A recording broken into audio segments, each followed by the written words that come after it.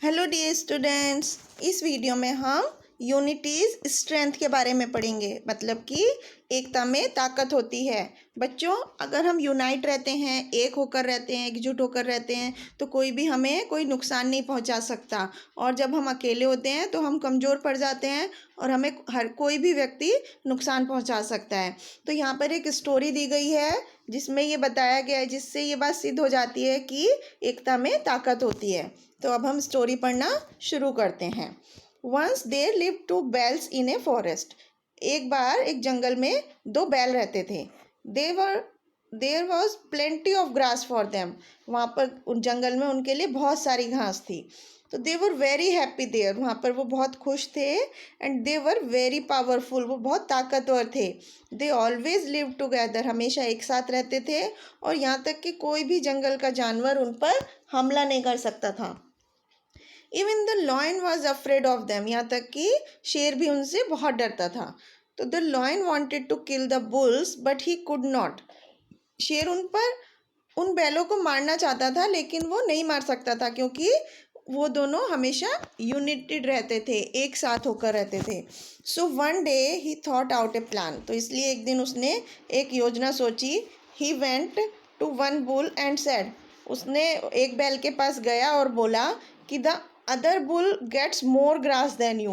कि दूसरा बैल तुमसे ज़्यादा घास खाता है, उसके पास ज़्यादा घास है तुमसे ज़्यादा। तो you do not get proper share of grass. तुम्हें तुम्हारी घास का पूरा हिस्सा नहीं मिलता।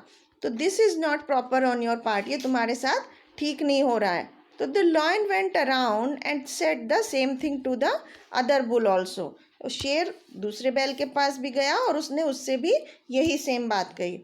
तो now the two bulls lost faith in each other. अब शेर ने जब ऐसे बोला दोनों बैलों को अलग अलग, तो उनका एक दूसरे पर से विश्वास उठ गया। And they know longer live together. और फिर वो उन्होंने एक साथ रहना बंद कर दिया और वो अकेले अकेले रहने लगे। तो this was that the lion wanted. ये वही चीज़ थी जो शेर चाहता था। शेर यही चाहता था कि वो दोनों बैल अलग अलग हो जाएं, किसी तरह कमज़ोर पड़ जाएं, क्योंकि जब वो एक साथ रहते थे तो वो इतने ताकतवर थे कि शेर उन पर हमला करने के बारे में सोचता भी नहीं था।